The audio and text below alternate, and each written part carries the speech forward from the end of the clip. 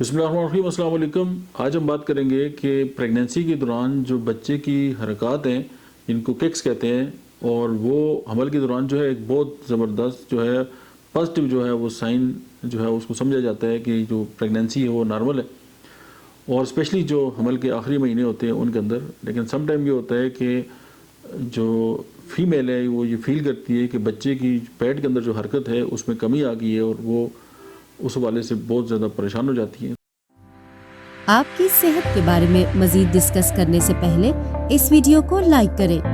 Doctor Ahmad اعجاز official YouTube channel کو subscribe کریں اور بیل آئیکن پر ضرور کلک کریں۔ تو آج ہم بات کریں گے کہ اگر بچے کی جو حرکت ہے وہ حمل کے دوران پیٹ میں کم ہو جائے تو ایسی کون سی احتیاطی تدابیر ہیں ان کو اختیار کیا جا سکتا ہے، غذا جو ہے اس کے اندر کون سی تبدیلیاں لائی جا سکتی ہیں، اور ہومیوپیتھی کی کوئی اس طرح کی کون سی میڈیسن ہے جو اس سلسلے میں آپ کی جو ہے وہ مدد کر سکتی ہے۔ اگر ہم میڈیسن کی بات کریں تو سب سے پہلے جو ہومیوپیتھک دوا ہے، اگر بچے کی جو حرکات ہیں وہ پیٹ کے اندر کم ہو جائیں تو پلسا ٹیلا اگر آپ دیں 30 میں دن میں 3 سے 4 بار 2 گھونٹ پانی میں ملا کے، تو یہ مسئلہ جو ہے وہ حل ہو جاتا ہے۔ اور اگر ہم بات کریں کہ احتیاطی تدابیر، تو اس میں سب سے عام بات یہ ہے کہ آپ بالکل آرام سے جو ہے وہ لیٹ جائیں، اور بچہ جو ہے اس کی جو حرکات ہیں جو حرکت ہے اس کو محسوس کریں، اور اگر اس میں آپ کمی محسوس کر رہے ہیں تو فوری طور پہ آپ کی جو گائنیکالوجسٹ ہے جس سے آپ اپنا ریگولر چیک اپ کرا لیں اس سے رجوع کریں۔ غذا میں یہ ہے کہ متوازن غذا جو ہے اس کو استعمال کریں، جس میں وٹامنز، منرلز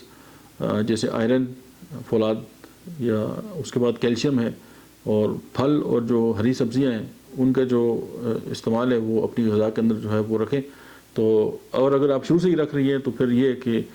اس طرح کی جو ایشوز ہیں وہ نہ ہونے کے برابر ہوتے ہیں۔ اور واٹر انٹیک جو ہے وہ بھی بہت ضروری ہے،